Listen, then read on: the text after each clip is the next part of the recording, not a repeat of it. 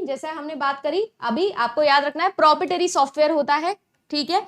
फिर उसके बाद में मूडल ओपन सोर्स होता है। हाँ, मूडल पे जो सवाल आप लोगों से एग्जामिनेशन में आगे पूछा जा सकता है कि जो मूडल है वो कौन सी लैंग्वेज बेस्ड है, तो इस चीज को याद रखिएगा, जो आपका मूडल है वो पीएचपी बेस्ड है।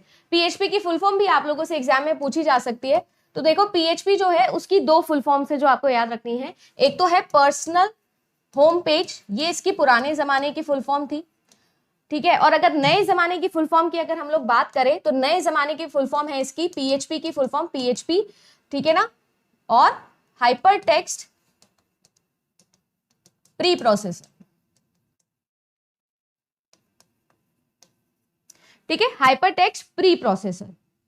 अच्छा, एक और चीज मुझे बताइए यहाँ पर, हाइपर टेक्स्ट प्री प्रोसेसर या पीएचपी जो लैंग्वेज है ये आप लोगों की किसने क्रिएट करी थी, कौन इसका क्रिएटर है, ये भी हम लोगों ने डिस्कस किया हुआ है ऑलरेडी क्लासेस के अंदर, तो मुझे बताइएगा। और जो आप लोगों का मूडल है ये ओपन सोर्स है, और आपको अच्छे से याद होना चाहिए कि ओपन सोर्स जो सॉफ्टवेयर होते हैं, ये हमने लास्ट क्लास में भी डिस्कस किया था, ये एक लाइसेंस के साथ में आते हैं। इनका source code free of cost तो आपके पास होता है, पर ऐसा नहीं है, इनके ऊपर लाइसेंसिंग होती है, कॉपीराइट इशू आ सकता है, इसीलिए पब्लिक डोमेन से ये डिफरेंट होते हैं। तो याद रखिएगा कि ये कौन से लाइसेंस पे आते हैं, जीएनयू की लाइसेंस पे आते हैं, ठीक है ना।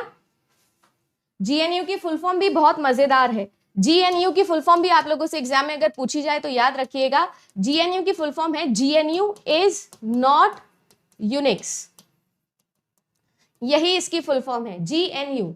जी से है आपका जीएनयू, एन से है नॉट और यू से है यूनिक्स। इसके लाइसेंस के अंडर आप लोगों का पीएचपी आता है। पीएचपी का क्रिएटर का नाम कोई मुझे बता सकता है? नहीं, रसम नहीं है, रसम तो नहीं, रसम जो है वो तो दूसरे थे, रसम तो पाइथन वाले थे।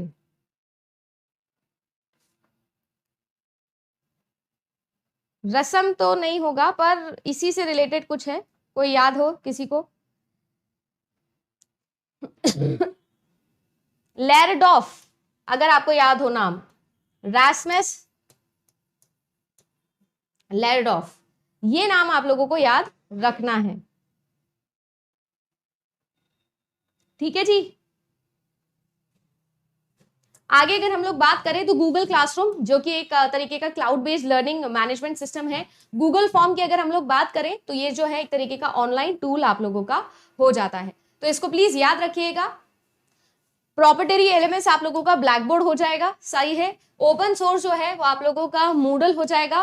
क्लाउड बेस्ड आप लोगों का गूगल क्लासरूम हो जाएगा। डेटा कलेक्शन के लिए एज अ टूल हम यूज करते हैं गूगल फॉर्म को। Option number 4